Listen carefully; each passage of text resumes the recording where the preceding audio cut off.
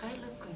Бүгінгі сүйікті оқырмандарымызға таныстырғалы отырған кезекті кітабым Абылай хан, Аруна баспасы, даңқты адамдар топтамасы, дүние жүзіне әйгілі тұлғалардың өмірінен сыр шертетін кітаптарды ұсынып отырмын.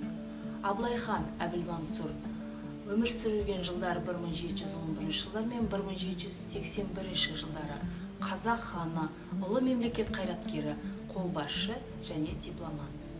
Кітаптың қысқаша мазмұнына тоқталатын болса, Абылай ханның өскен ортасы, Әбілмансұрдың Абылай атануы, Абылайдың хан атауы және де Абылай хан дипломат.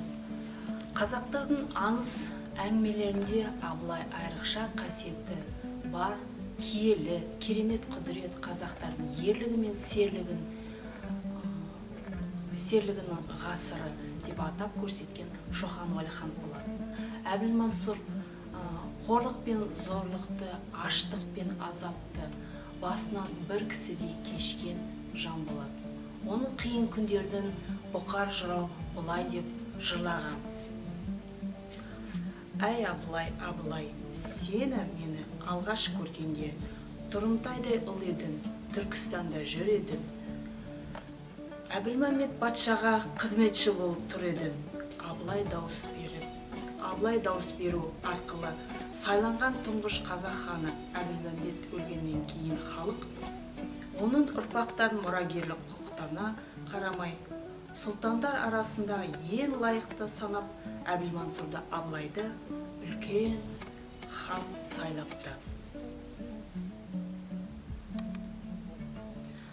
Абылай өз әскерінің сүйікті басшысы, ержүрек сардары көреген көсемі бола білді. Шоқан Уәлихановтың айтуына қарағанда, қазақтың бірде-бір ханы Абылай секілді шексіз билікке қол жеткізе алмаған. Ол тіпті өлім жазасында өз билігімен бере алатын болған, халық арасында зор беделге ие.